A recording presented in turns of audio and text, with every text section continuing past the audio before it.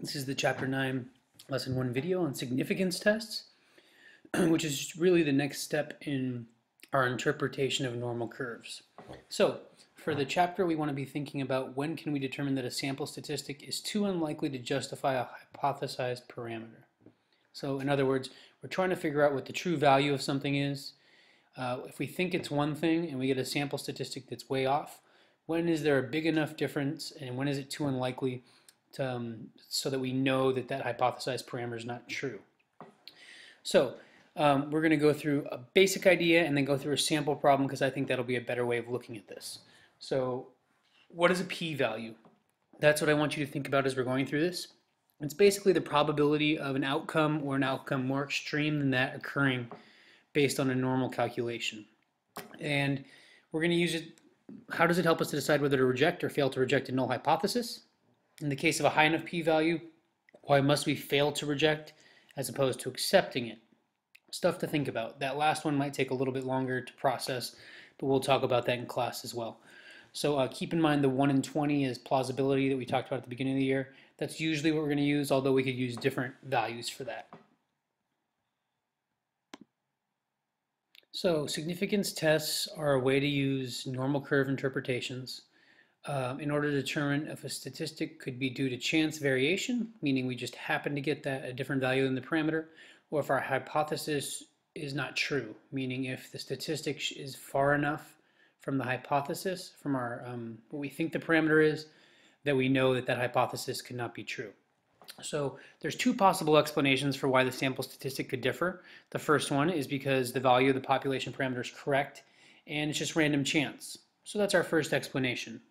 The second explanation is that the sample statistic differs because the value of the population parameter is incorrect, meaning that our hypothesis is not correct. The sample statistic shows that this is not plausible, not a plausible hypothesis. So let's talk about stating your hypothesis. Okay, stating your hypothesis, we're going to have two, a null hypothesis and an alternative hypothesis. So the null hypothesis is our claim. So we're trying to, and our whole test is to see if we can reject that claim, is to see if we can say that this claim that people think that 50% of people voted for a certain candidate is not true, or more than 50%. So it's a statement of no difference. Maybe it's what's currently believed, and we're trying to prove that that is not a believable value, that parameter is not true based on what we have. So we'll have a null hypothesis, the statement of no difference, and then we'll have an alternative hypothesis, which can vary, which can mean like we think that H naught, we can think that our null hypothesis is that one candidate has more than 50% of the vote, and our alternative hypothesis is that it would be less than or equal to 50%. So that's an example, and we're just trying to test to see what our data shows us about it. We have to express this before we see the data as opposed to looking at them to see what fit below. We'll have two types, and our two types are one-sided or two-sided. A one-sided test would involve less than or greater than, meaning we're only looking at one side of the normal curve, whereas a two-sided test would be an equal to or not equal to sign, meaning we're looking at whether a parameter could be a certain value or it could be greater than or less than a certain value. So those are the idea of a one-sided versus two-sided, and those are going to change how we interpret our calculations slightly. Let's look at an example so I can help explain p-value. So in this example, mayoral elections happening and the candidate needs at least 50% of the vote. They take an SRS of 100 voters and 56 of them vote for Simone, who's felt confident that she'd win. We want to know if that provides enough evidence that she will likely win based on 56 out of 100. Remember, that's a proportion, or 56%. So we have two possible explanations. At most, 50% of the voters support Simone, and the favorable sample proportion was due to sampling variability. Like we got the result by chance. So then, if this is the case, she shouldn't be confident in victory. So that means that their null hypothesis there would be that it's less than or equal to 50%.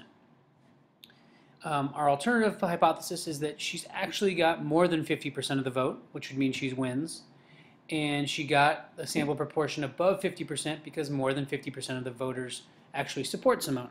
So in this case, Simone's team would like to be able to reject the null hypothesis here because they want to know that they win. They want to say that 56% is evidence that we're going to win. So let's see if they can say that legitimately. Let's see if they can reject this null hypothesis.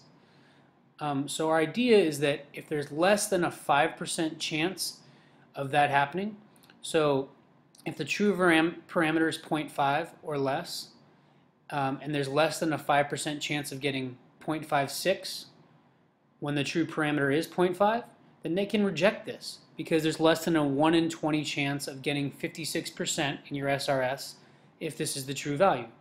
So let's look at results of a size of 100 in which 50% of the population supports.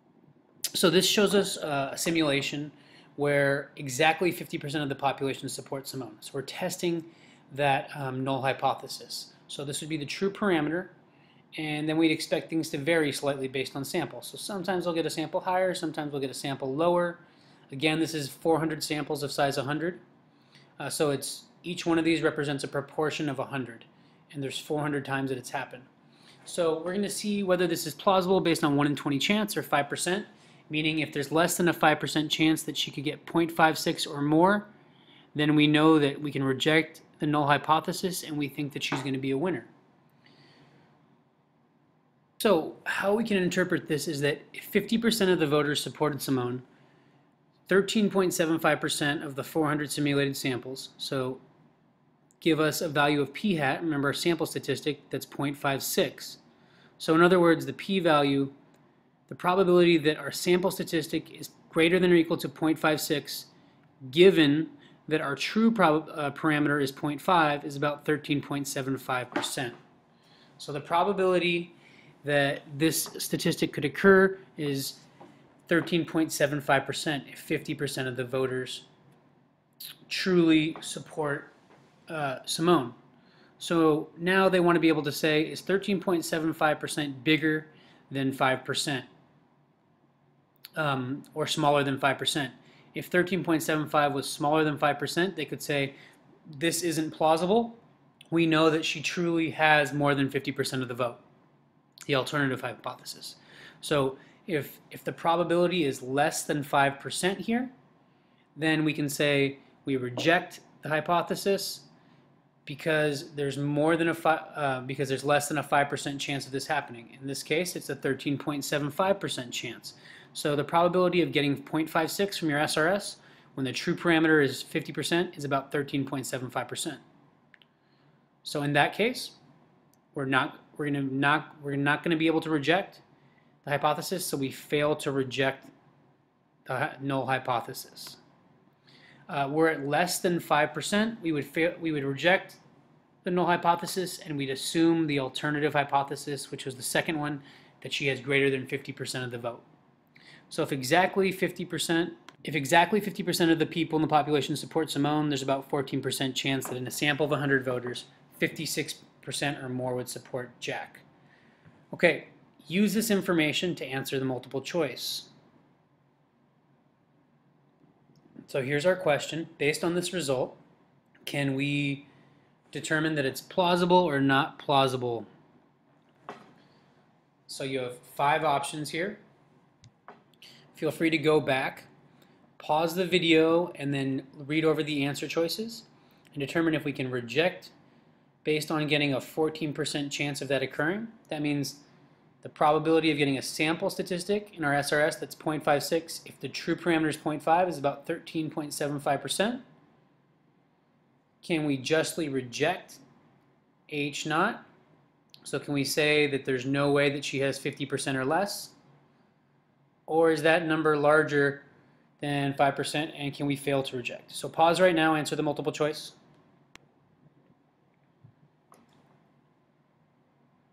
So that value that we got, 13.75%, is the p-value, meaning the probability value. The probability, assuming that the null hypothesis is true, that we can get a sample statistic that we got. So the smaller the p-value, the more likely we can reject the null hypothesis, meaning it's less likely that it's true. So if you think about it as a criminal trial, where innocent and proven guilty, our null hypothesis is assumed true until we can find convincing evidence against it. So our null hypothesis is true until the p-value falls below 5%, if we're using 5% as the standard. So smaller p-values are considered greater evidence against H naught, because they say the observed result is more unlikely to occur. Larger p-values fail to give convincing evidence because they say the observed result is likely to occur by chance when H naught is true. However, they don't prove it. We fail to reject it because the data are consistent with it, but they don't prove that it's true. Again, by chance variation, we could have a value that's up close to the hypothesis, but it doesn't prove that the H naught is true. So in these cases, we're saying we are either rejecting a null hypothesis and saying it's not true, or we're saying we don't have convincing evidence to say it's not true. So you're either defendant's not guilty until sufficient evidence proves their guilt in a criminal trial. It's the same thing. They don't say an innocent at the end of a criminal trial. They say not guilty. They didn't find convincing evidence that you're innocent. They found convincing evidence. They didn't find convincing evidence that you're guilty. It's the same idea.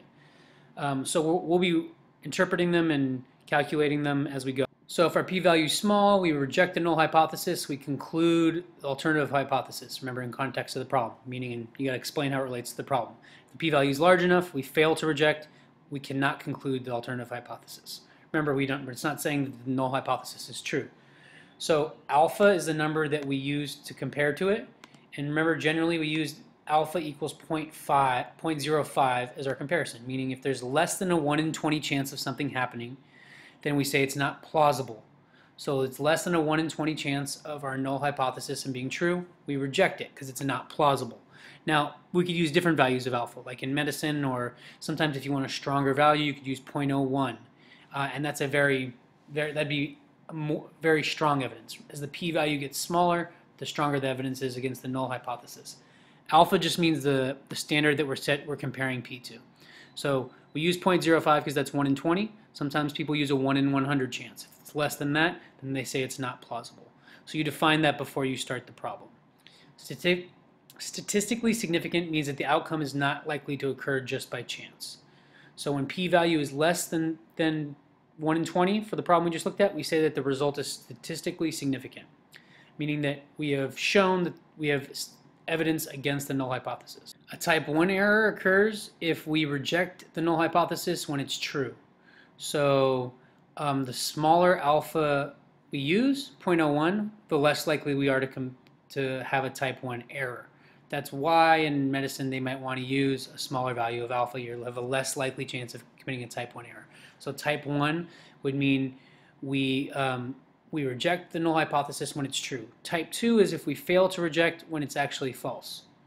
So a type 2 error. Type 1 error is a bigger problem than a type 2. We could do further tests to try to prove that H naught is truly false. If we're saying something's false when it's actually true, that would be worse. So power just refers to the probability that the test will reject H naught, and it depends on what level we choose, if it's 1 in 20 or something different. And the power of any test, we'll go into this, is 1 minus the probability of the type 2 error. You don't have to worry about that for this homework assignment, but we'll be looking at it in our problems. So here's a little chart that I find helpful. If we reject H naught and an H naught's true, we have a type 1 error. If we reject H naught and it's false, we have a correct conclusion. If we fail to reject H naught, we have a correct conclusion, and if we fail to reject it and it's false, we have a type 2 error. So if we reject and we're wrong, it's a type 1 error. If we fail to reject and we're wrong to do that, it's a type 2 error. We're going to keep going into this, so that might be a little confusing there. The main idea is to get the fact that we're using normal curve to say how unlikely a certain sample statistic is based on a parameter. So we're trying to prove if we can reject a claim made by somebody and show with statistical evidence that it's not true. Go on and read and answer the conceptual question below,